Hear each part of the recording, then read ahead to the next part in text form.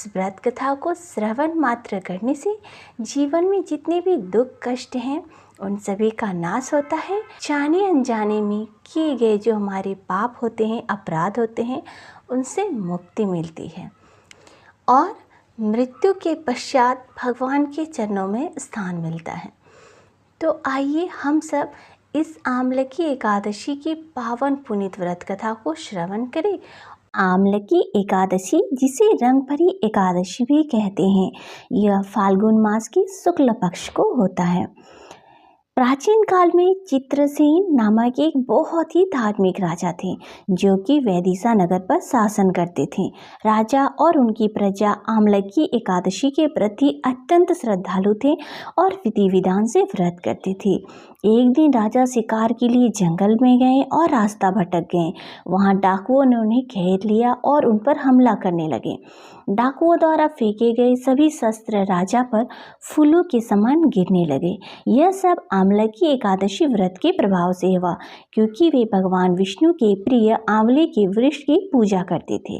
तभी राजा के शरीर से एक दिव्य तेजस्वी स्त्री यानी विष्णु भगवान की माया प्रकट हुई, जिसने भयंकर रूप धारण कर डाकुओं का वध कर दिया। जब राजा की नींद खुली तो उन्होंने डाकुओं को मृत पाया। आकाशवाणी से उन्हें ज्ञात हुआ कि भगवान विष्णु ने स्वयं आकर उनकी रक्षा की है। महर्षि वशिष्ठ कहते हैं कि जो भी इस पवित्र आमलकी एकादशी व्रत का पालन करते हैं उन्हें विष्णु लोक प्राप्त होता है। कहते हैं कि आंवले के वृक्ष में भगवान विष्णु और माता लक्ष्मी का वास होता है। इस दिन उपवास रखने और आंवले के वृक्ष के नीचे विष्णु जी की पूजा करने से जाने अनजाने में किए गए सभी पाप नष्ट हो जाते हैं और मोक्ष की प्राप्ति होती है। एक बार धर्मराज युधिष्ठिर ने भगवान श्री कृष्ण से कहा कि प्रभु, आपने कृष्ण पक्ष की विजया एकादशी का बहुत ही सुंदर से वर्णन किया। अब कृपया करके मुझे फाल्गुन मास के शुक्ल पक्ष के एकादशी का नाम क्या है और इस पूजा की विधि क्या है, यह बताएं। भगवान श्री कृष्ण ने कहा कि हे राजन, फाल्गुन मास के शुक्ल पक्ष के एकादशी का नाम आमलकी एकादशी है। इस व्रत के करने से 1000 गोदान का फल प्राप्त होता है। इस व्रत के करने से समस्त पाप तो नष्ट होते ही हैं, साथ ही साथ जो भी इस व्रत कथा को सुनते हैं उनकी सारी मनोकामनाएं भी पूरी होती है। भगवान श्री कृष्ण ने कहा कि एक बार राजा मानधता ने कहा कि हे वशिष्ठ जी, यदि आप मुझ पर कृपा करें तो मुझे किसी ऐसे व्रत की कथा कहिए जिससे मेरा कल्याण हो। महर्षि वशिष्ठ ने कहा कि हे राजन, सब व्रतों से उत्तम और अंत में मोक्ष देने वाले आमलकी एकादशी के व्रत का मैं वर्णन करता हूँ। यह एकादशी फाल्गुन माह के शुक्ल पक्ष में होती है। एक वैदिश नाम का नगर था जिसमें ब्राह्मण, क्षत्रिय, वैश्य और शूद्र चारों वर्ण आनंद सहित रहते थे। उस नगर में सदैव वेद ध्वनि गूंजा करती थी तथा पापी, दुराचारी और नास्तिक उस नगर में कोई नहीं था। उस नगर में चैत्ररथ नाम का चंद्रवंशी राजा राज्य करता था। वह अत्यंत ही विद्वान तथा धर्मी था। उस नगर में कोई भी व्यक्ति दरिद्र व कंजूस नहीं था।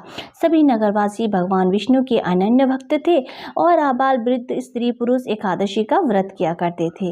एक समय फाल्गुन मास के शुक्ल पक्ष की आमलकी एकादशी आई। उस दिन राजा, प्रजा तथा बाल वृद्ध सब ने हर्षपूर्वक व्रत किया। राजा अपनी प्रजा के साथ मंदिर में जाकर कुंभ स्थापित करके धूप, दीप, नैवेद्य, पंचरत्न आदि से आंवले का पूजन करने लगे और इस प्रकार स्तुति करने लगे कि हे धात्री, तुम ब्रह्मा स्वरूप हो, तुम ब्रह्मा जी द्वारा उत्पन्न हुए हो और समस्त पापों का नाश करने वाले हो, तुमको नमस्कार है।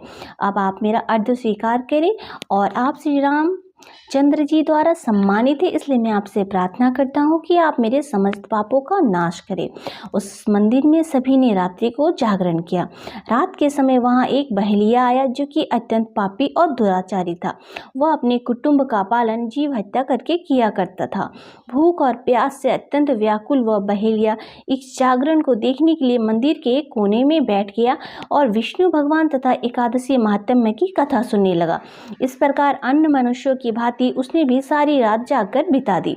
प्रातःकाल होते ही सब लोग अपने घर चले गए तो बहेलिया भी अपने घर चला गया। घर जाकर उसने भोजन किया। कुछ समय बीतने के पश्चात उस बहेलिये की मृत्यु हो गई। मगर उस आमलकी एकादशी के व्रत तथा जागरण से उसने राजा विदुरथ के घर जन्म लिया और उसका नाम वशुरथ रखा गया। युवा होने पर वह चतुरंगनी सेना के सहित तथा धन्य धान्य से युक्त होकर 10,000 ग्रामों का पालन करने लगा। वह तेज में सूर्य के समान, कांति में चंद्रमा के समान, वीरता में भगवान विष्णु के समान और क्षमा में पृथ्वी के समान था। वह अत्यंत धार्मिक, सत्यवादी, कर्मवीर और विष्णु भक्त था। वह प्रजा का समान भाव से पालन करता था और दान देना उसका नित्य कर्तव्य था। एक दिन राजा शिकार खेलने के लिए जंगल गया।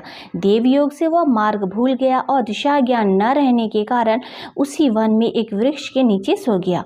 थोड़ी देर बाद पहाड़ी मलेच्छ वहां पर आ गए और राजा को अकेला देखकर मारो मारो शब्द कहते हुए राजा की ओर दौड़े।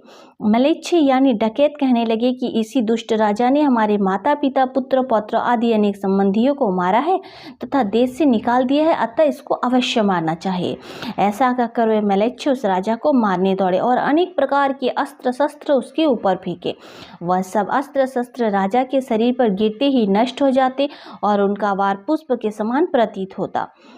अब उन मलेच्छों के अस्त्र उल्टा उन्हीं पर प्रहार करने लगे, जिससे वे मूर्छित होकर गिरने लगे। उसी समय राजा के शरीर से एक दिव्य स्त्री उत्पन्न हुई और वह स्त्री अत्यंत सुंदर होते भी उसकी भ्रुकुटी टेढ़ी थी और उसकी आंखों से लाल लाल अग्नि निकल रही थी, जिससे वह दूसरे काल के समान प्रतीत होती थी।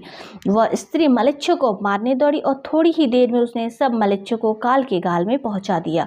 जब राजा सोकर उठा तो उसने मलेच्छों को मारा हुआ देखकर कहा कि इन शत्रुओं को किसने मारा है? इस वन में मेरा कौन हितैषी रहता है? वह ऐसा विचार कर ही रहा था कि आकाशवाणी हुई, हे राजा, इस संसार में विष्णु भगवान के अतिरिक्त कौन तेरी सहायता कर सकता है? इस आकाशवाणी को सुनकर राजा अपने राज्य में आ गया और सुखपूर्वक राज्य करने लगा। महर्षि वशिष्ठ बोले कि हे राजन, यह आमलकी एकादशी के व्रत का प्रभाव था।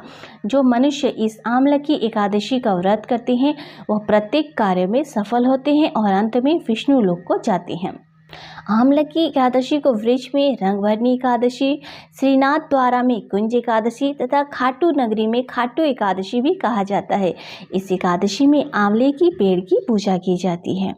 इस दिन आंवले के वृक्ष के नीचे पूजन करें तो आपको अनन्य फल प्राप्त होगा और भगवान की मनोकामना पूरी करेंगे। तो ऐसे ही और भी भगवान की पौराणिक कथाएं जानने के लिए चैनल को सब्सक्राइब कीजिएगा, वीडियो को लाइक कीजिएगा, शेयर कीजिएगा, ताकि सभी इस पुण्यमय कथा को श्रवण कर सके और आपको भी उसका पुण्यफल प्राप्त हो सके। राधे राधे, जय श्री कृष्णा।